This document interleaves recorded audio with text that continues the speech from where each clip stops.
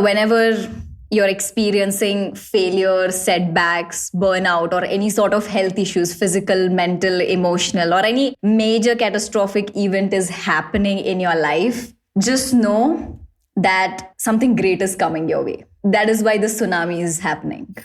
You are your own cheerleader. We often in life have a lot of people. That's great. We have family, we have friends, we have everyone. We have people to share. Some people don't have it. Everything, I get it. But at the end of the day, when you go to bed, what is happening to you? Is it like, even if there are people beside you, it's like, are they still cheering you up until you shut your eyes? No, it's you yourself.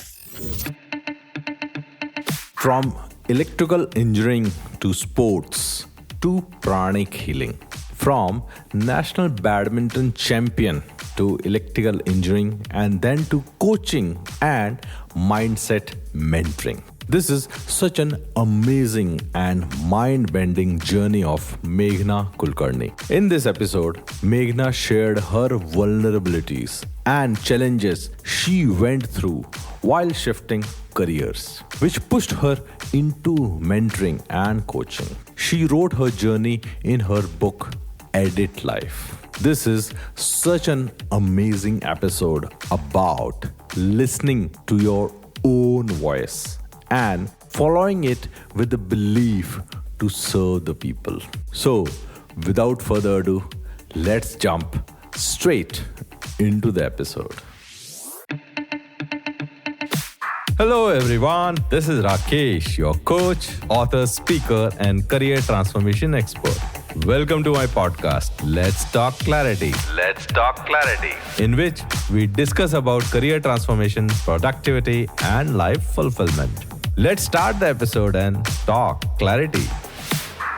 Meghana, welcome to Let's Talk Clarity podcast. Thank you so much for having me. Yes, great. I always admire your energy, and so we have not met in person. We have always met on the Zoom, but I always admire your energy, and I got connected to you because we were in the same stream of engineering, electrical engineering, and that's how we got connected, and we took it from there. So, how was your journey from an electrical engineering background to now a mentor, coach, and pranic healer? I think I pronounced it correctly. And now you are an author. You have released your first book, and I'm having the copy also. And it is a beautiful book with a beautiful name. So what's your journey from engineering to a coaching? Let's discuss about that. Well, you're at the point, directly. You're just going down at the dark side of my journey where starting from engineering. Engineering was really not my choice. I could say that, because of the family pressure, parent pressure, you just get into that. And I don't think I was aware back in the day to make self-choices that, I wanted to go here or choose any other direction. I was not aware. So yes, I chose engineering. But one best thing that I had was like, okay, along with engineering, I was also playing professional sports.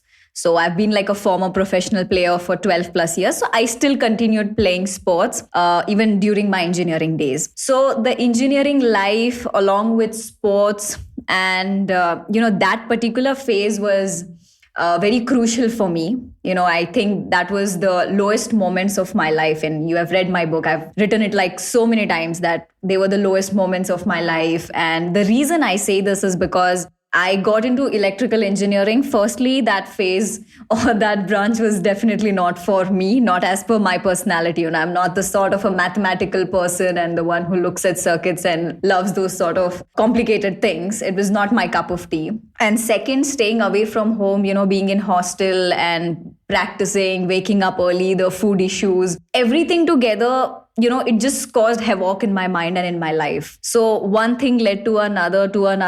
My life was just a mess. And for the people who don't know this, engineering is usually for 4 years. I basically took 6 years to complete my engineering. I finally got my degree. I had to. After a lot of struggle, you just cannot come with no degree. So yes, I got my degree. But those 6 years of my life, what I could say from 2014 to 2020 were like a pure struggling phase where I was going through stress, anxiety, panic attack, depression every single day.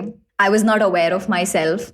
I was practicing, I was going out there, I was competing, but there was no performance. So when you compare my life before 2014, everything was smooth. Like I was academically performing well, sports wise, my performance was great. The rank, I was like in top 5, top 10 when it comes to state, India, juniors, everything. But drastically from 2014 to 2020, that life just hits you hard. And I was lost. My environment was wrong. I got into the wrong company. My relationships were just went off. So I turned out to be a person that I didn't believe I could. I became a dishonest person. I could not look at myself in mirror and be like, I could not recognize myself, basically. So with all of these things happening, I feel I reached a point in 2017 where I felt like, I should commit suicide, which I did go ahead to go and commit suicide. But then something happened at that moment where I was about to go and just, I closed my eyes and I was about to jump, where that little voice in my heart said that be an example. And that's one chapter in my book where I talk about be an example. And I don't know what happened to me that day. I was about to jump. And then that voice said, be an example. I just opened my eyes. I have like shivers all over my body. I can feel that I'm nervous. I could feel that I'm scared to jump, which earlier I did not. So like I just get down, I just sob for like 3 hours and try to collect myself. And I think 2-3 years just went in that process, trying to understand what is going on in my life. And then finally in 2020, when the pandemic happened, that gave me an immense opportunity to dive within myself. And that's why today, for anyone who is, want to do anything in life, I stress, please focus on yourself, your inward journey. Because internally, if you work on yourself, externally, everything will fall into place. So yeah, 2020 to 2021, 2022, even till today, that journey has kept on going. I keep on working on myself. And since I started working on myself, I started doing meditations, I started doing breath work, started reading a lot of personal development and spirituality books. That's where I started getting clarity on what I wanted to do in life. I was able to differentiate between what is my personality, what are my strengths, what are my talents, and what I was actually doing. That they were completely opposite. Then came the real question of what am I passionate about? What do I like? And then how do I convert that with my experience and make that as a profession? So that sort of clarity came after a period of time. So yes, to sum up your question, I think it was a roller coaster ride, but nonetheless, it was the best phase of my life. So that was I will not say it is an amazing journey, but it is some deep, profound journey you have traveled in the 2014 to 2020. And it has been great that now I can see that you see in that period as a strength and not as your weakness. And you still you see that period as a matter of learning and strength and evolution instead of it as a dark moment. So I can feel the energy that how you have been gone through that period, and you came out stronger. And so after 2020, what all you did and how you get over the whole process. Let's discuss about that. Yeah. Okay, so firstly, as the pandemic started, I think March end, we all were given an opportunity to sit and do whatever the hell you like, right? So I was still competing professionally. And then there was a new trend, that is workouts from home, that was going on. So along with the workouts from home, you challenge, you tag your friends on Instagram. Along with that, there's something, I would say some sort of internal realization came into me that let's start doing meditation. Let's make good use of this time. And hopefully meditation will help me develop focus, which will eventually help me in my performance. So with that intention, I started meditating. And surprisingly, I sat for meditation for like 2 to 3 days. And immediately next day, I found a book called it was the book written The Beginning, which was being written by Brahma Kumaris. So I grabbed the book, I start reading. And I think I might have just read like 2 chapters. And I did not understand a thing. That was the first time I came in deep contact with soul and what exactly is soul. And, they go extremely deep. It was too much for me back in the day. So I was like, okay, fine. I just sat for meditation and I just focused on the area in between the eyebrows. That's what Brahma Kumaris talk about. You should focus there. So that's all I did for like a month, 2 months, 3 months. And then after 3 months, there was a period where I went through deep cleansing. Deep cleansing as in I went into the deep meditative state.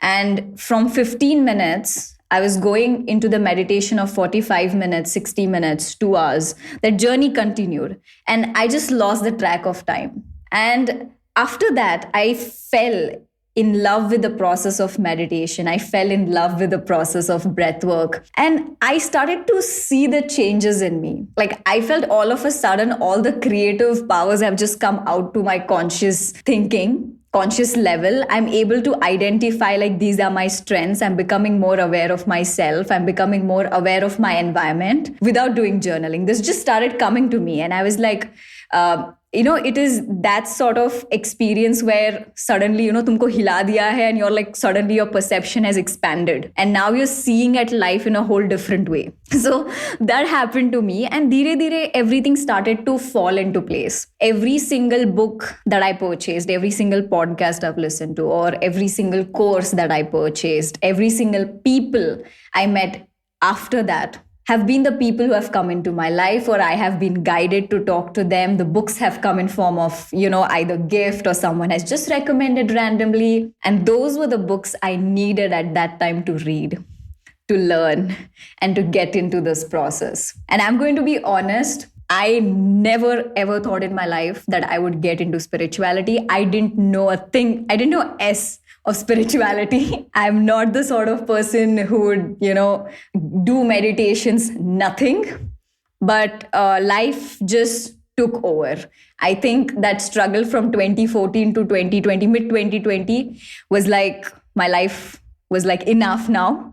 You need to go inward. You need to do something to yourself so that you can serve to other people as well. So that process happened. And today I'm very keen. And I tell people that breath work, meditation, mindfulness practices, they can change your life. Because if it has changed mine, if it can get me from depression, from suicidal thoughts, if it can get me from there to here where I am today, anyone can change their life. Wow, such an amazing journey after 2020. And I totally relate to the time when the lockdown 2020 started. And I could hear the stories from everyone that everyone was getting the time to introspect and understand that there's more to life than just running after career, money, and traveling.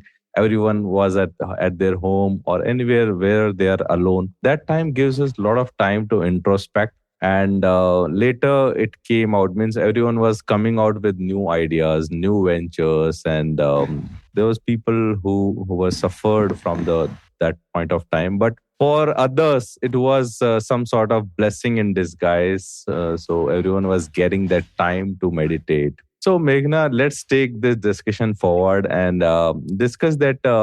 I was getting curious that means how to start meditation, and because I'm doing meditation, but I don't know. There's not much of a thing I do, and but I'm starting getting curious. So, how one can start meditation, and then how it will affect the corporate's career, how the meditation can affect their career, their productivity and fulfillment. Yes. Okay, so speaking of meditation, this is the sort of confusing question everyone has when they see someone who is like, doing meditation for a long time versus, someone who's just a beginner. So I'm going to speak from a beginner perspective itself. So when I started, even though there were YouTube videos, there were a lot of people talking about it, there were books written on it, I didn't go for it. All of those things. I just sat with myself, basically. I just sat and I closed my eyes. Because initially, I think it took me 21 to 30 days just to overcome those thoughts that were running on my mind, to just shut them even for 50%. That initial phase is very difficult. Even if you play guided meditation, you play the music, the thoughts are still going to be there. It's going to take practice. I think this initial inertia is means playing a very big role because when you were just saying that it will take 21 to 30 days to go from that first inertia. So I could totally relate to it. So even I'm trying many apps, maybe Headspace, Balance, and lot of apps. But the thoughts are always coming, and I'm not able to go this past this initial inertia. So how to overcome it? Yeah. So I would suggest you sit with yourself. You sit with yourself and you sit with your thoughts. You will know, अरे बाप रे 15 minute में इतने सारे thoughts आते हैं मुझे. I was not even able to focus for a minute, not even 30 seconds. That will start scaring the shit out of you, and probably that should be the one that motivates you next day कि नहीं, आज तो at least 30 seconds focus आना चाहिए, 20 seconds तो focus आना चाहिए out of 15 minutes of meditation. And वो धीरे धीरे करके it will start reducing. Those thoughts will start reducing. Okay. I got your point.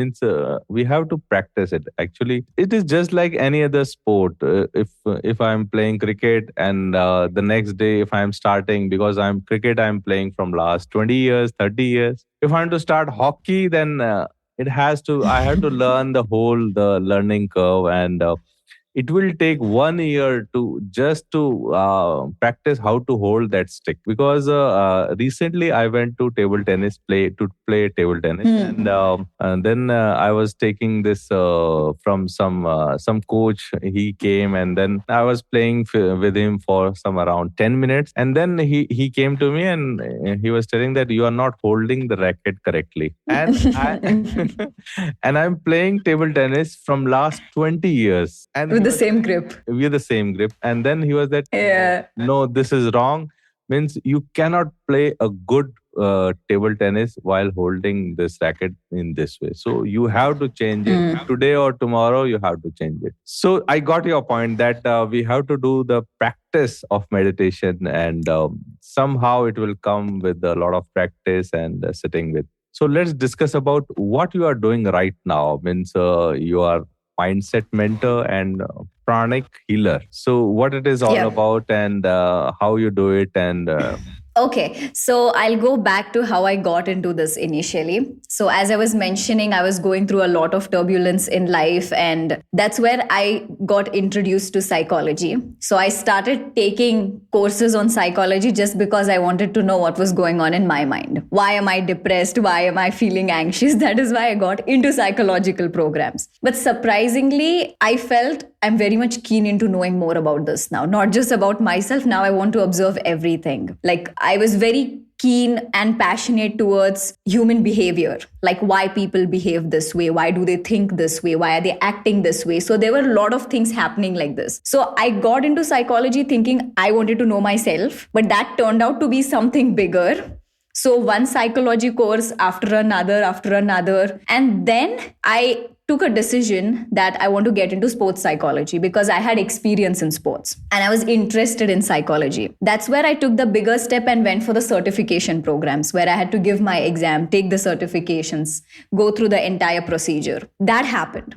And along with that, there were other practices like meditation, understanding about various energy modalities that was happening simultaneously. So that clarity came to my mind that I'm interested into psychology, plus I have experience in sports. Now I need to combine this and help sports industry. It's like my contribution back to the field from where I come. And that's how I started with teaching professional athletes on a one-on-one basis, group basis, back in mid-2021. That's where I started. Later, pranic healing came into my life. So when pranic healing also came into my life, firstly, I'll tell to your listeners what is pranic healing. Pranic healing is an energy modality Okay, it works on two bases of healing. First is self-healing, and second, which we call prana. Each one of us have prana. It's an energy through which our body has the capability of healing itself. So what pranic energy or pranic healers do is they help you in cleansing of your auras, your chakras, your organs, cleaning away those dirty, negative, used up energies. So, if you all know about the chakras and all, it's like a very deep concept to just explain in a very small, one sentence or something like that. But if you all have heard about Reiki, pranic healing is similar to that, but pranic healing goes in much more deeper and detail compared to Reiki. So then the thought came of I'm very much passionate about philosophy, yoga. I love pranic healing. I've gotten into this. And there was simultaneously psychology happening also. Now the thought came, I have to combine science and yoga to bring a difference in a person's life. And that's where the clarity came to me that when science plus spirituality can come together, that's where the miracles can happen. So today, I help professional athletes. I help non-athletes as well. In general, my mission, or there's a fire in my belly that says that I need to help humanity. So if anybody is going through any sort of health issues, physical, mental, emotional, spiritual, whatever, I try my best to bring in the science as well as these spiritual modules so that they can live the life that they are meant to live in a more healthier way. Wow, that's great. Means I just mesmerized by your journey and how one after the other things started to open up, and now you are healing athletes also and helping them and non-athletes also. And so let's discuss about how you are managing your time. You are writing books, you are recording podcasts, then YouTube, then you are quite active on Instagram and Reels and a lot of things. So means how you are managing your time, because even I'm just recording this podcast and I find it very difficult to manage time. So how you are managing all these, and is it because of meditation, and what is the secret mantra? Okay, so before I share the secret mantra, I'm going to tell to your audience that I have gone through the burnout stage of doing everything and then not getting things right. That is where the secret mantra comes, is waking up early in the morning and doing your routine. Because morning hours should be for yourself, should be for your growth, should be to get those energies back into track. If morning hours are dedicated for yourself, the rest of the day is going to be highly productive. I totally agree to it, because so I was not a morning person throughout my life, but around 2016 or 17, I started waking up early at around 5 a.m. Initially, I was waking up with alarm, and then it came naturally. And that point of time, I think those 3-4 years, it was very productive. I was able to do my exercise. I was able to write my books, read my books, and a lot of things. But what happened in 2020, if I say after the COVID lockdown and all those things, that routine is being broken. Since now it is very difficult to wake up, because at that point of time, it was very difficult to calm down because of the rising numbers of COVID patients and a lot of issues about hospital nahi hai, bed nahi hai, a lot of issues we were. So it was difficult at that point of time. So, but I totally agree that waking up early is the one great advice, and that will help to manage time. Yeah. So let's discuss about in the last 10 years. So what are the top 3 your learnings from this journey? Because you have been through so many from 2013. You were not in college in 13, and then you went to college, and then you went into this journey. So what was the top 3 learning? Wow. Top 3 learnings from last 10 years. Okay, that's going to be deep now. Okay, so I think I will go chronologically. First, whenever you're experiencing failure, setbacks, burnout, or any sort of health issues, physical, mental, emotional, or any major catastrophic event is happening in your life, just know that something great is coming your way. that is why the tsunami is happening. There's something great coming your way. That is why the tsunami is happening. And if any of your listeners are going through that phase, does not matter the intensity of it. Anything that is happening in your life, you might call it as a dark phase. Just look at it as you are walking in a tunnel. It's dark, but just keep walking. It's okay. The light is waiting for you there. Just keep walking. That's the first learning. The second learning is you are your own cheerleader. We often in life have a lot of people. That's great. We have family, we have friends, we have everyone. We have people to share. Some people don't have it. Everything, I get it. But at the end of the day, when you go to bed, what is happening to you? Is it like, even if there are people beside you, it's like, are they still cheering you up until you shut your eyes? No, it's you yourself. There are certain things you cannot share. There are certain things you yourself don't accept it. How the hell are you going to share it with someone else? So you are your own cheerleader and stop seeking external validation. That's the second one. And the third, this is something that I've learned in the last 2 years, I would say, or rather in the last 6 months. Consistency is the mother of all. Something that I struggle big time, but yeah, that is the must in order to become successful or in order to live the life beyond your wildest dreams. That's the must. Consistency. Yes, I can totally vouch for this one because when I started this podcast, the consistency is the one thing which kept me going. And Meghana, recently I recorded one podcast with some author. He also said this thing that consistency and execution is my superpower. So I will totally relate to it, that consistency. So Meghana, let's discuss about your recent adventure, that is writing your own book. So how that has happened and what it is all about. So the first thought of writing the book came to me back in 2021. That was the first time the thought came to me. And I've procrastinated it nearly for 10 months. 10 to 12 months. I felt it's not the right time to write. And what the hell am I going to write about? And all those things happened. Then I think in February 2022, something, one of my friend mentioned what was happening with your book. What are you doing? So why don't you go with it and stuff like that? And then really something inside me started to kick in. Like, I should write, but what am I supposed to write? Like, I didn't want to write some sort of a motivational book or, something that when I look at it should be like, oh yes, I'm proud that I wrote that.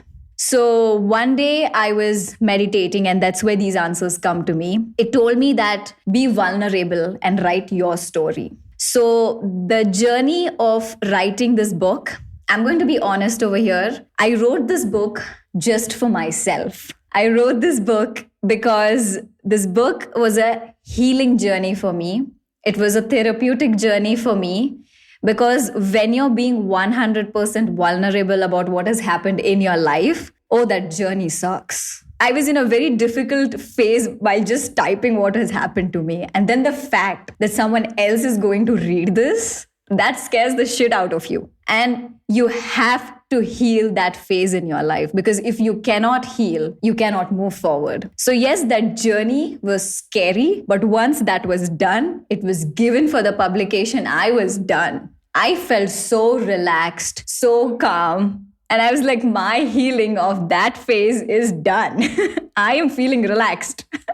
I am feeling lightweight. So yeah, sometimes like writing a book or just sharing your stories, few people do it through podcast or YouTube, few people write it out. It's just about you being vulnerable. So this book was all about me being vulnerable about my stories. Then speaking from what this book is about, as I mentioned, it's about transformation. It's about me being vulnerable, what has happened in my past and what did I do and how it has transformed my life. So this book is all about transformation. So what is the name of the book, and can you share where we can find the book? It is available on Amazon or Flipkart. Yeah, so the book is called as Edit Life, and it's available on Amazon as well as Flipkart. I was really curious after hearing this name, Edit Life. So why you have kept this name, this title?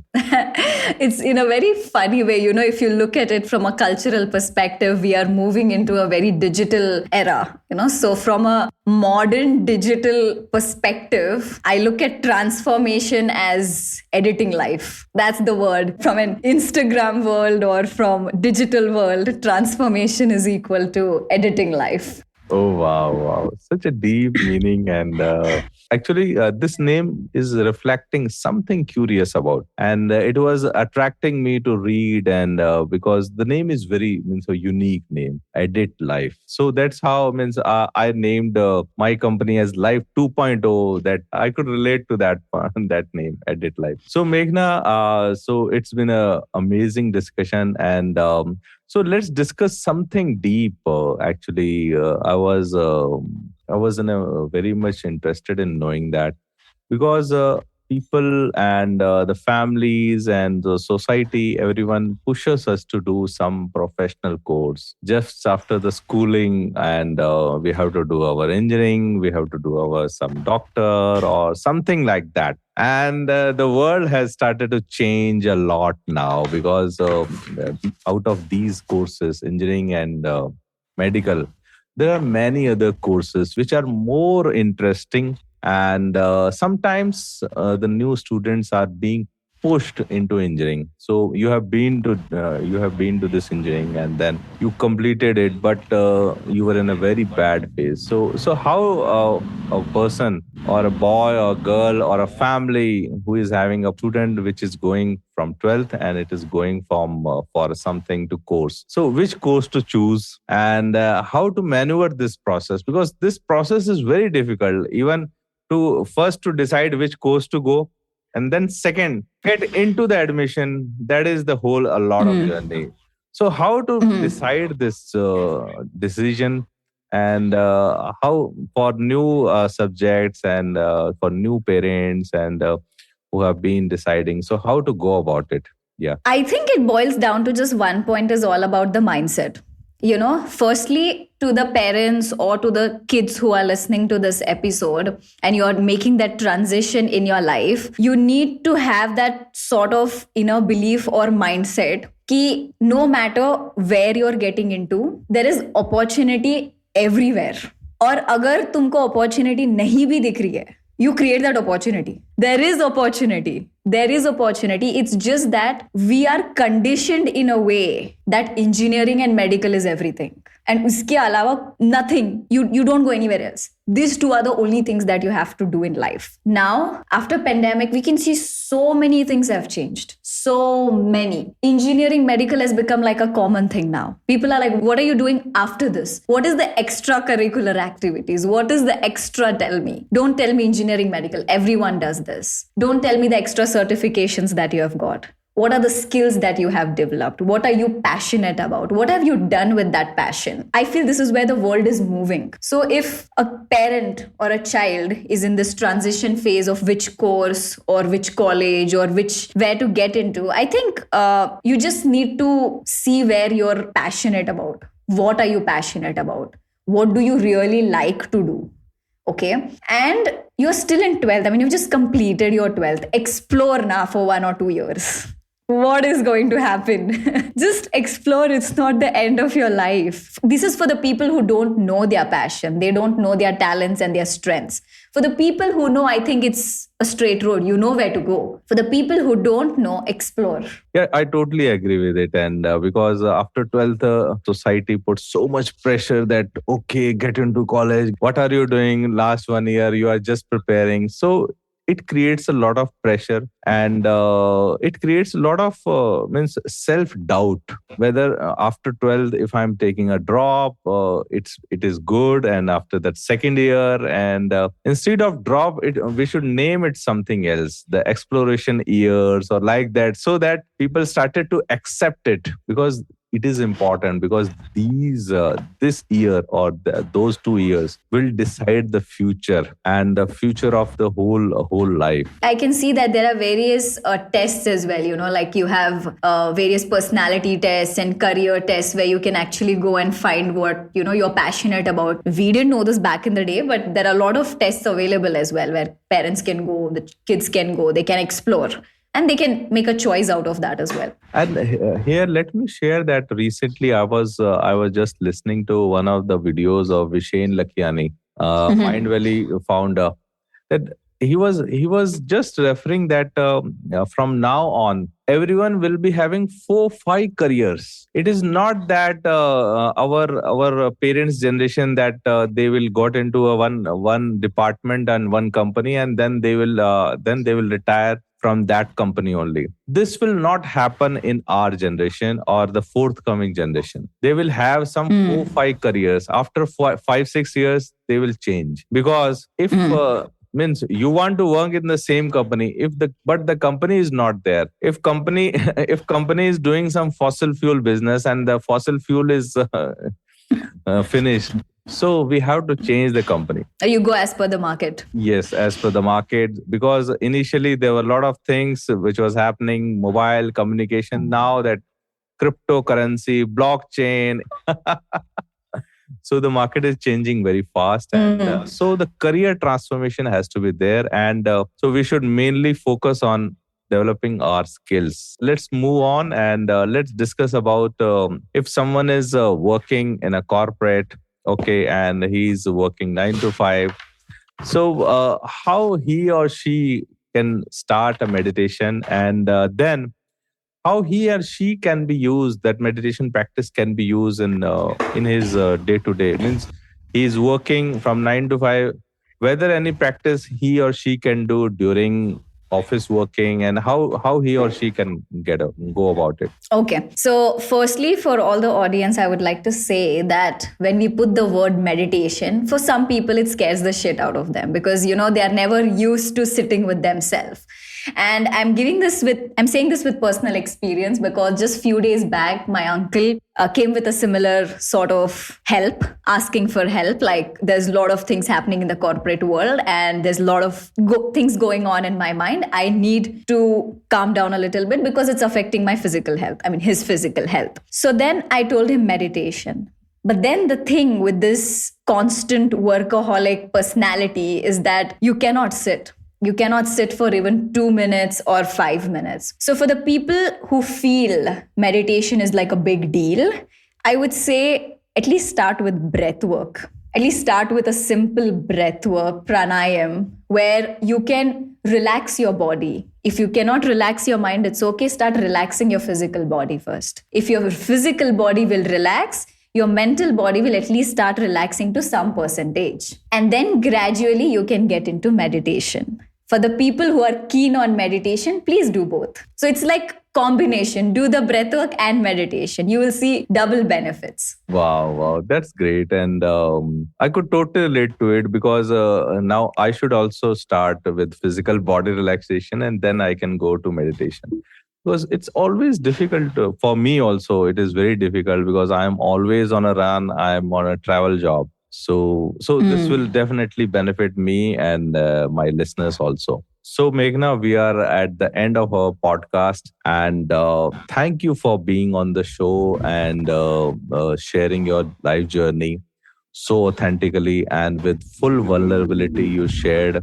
Thank you so much for having me, Rakesh. I mean, I remember the first time we spoke was, I think, back in 2020 or 2021, I think. So from 21, it's almost been like 1.5 years that I know you. And it's just been great, to have you by my side. We are always there supporting each other, helping each other. It's amazing. And what you're doing with this podcast, helping people grow and evolve and helping them become the best version of themselves by just sharing these authentic stories. I think you're on this journey which is going to bring a lot of blessings your way. So I wish you good luck. I wish each one of your listeners good luck, and may each one of them be blessed with lots of miracles, and let divine light be pouring on them. That's so amazing, and so rightly you said that the stories and what we discuss in the podcast, it brings so much energy to me and to the listeners also. And so thank you for being on the show, and we'll be keep nudging each other for this journey. Thank you.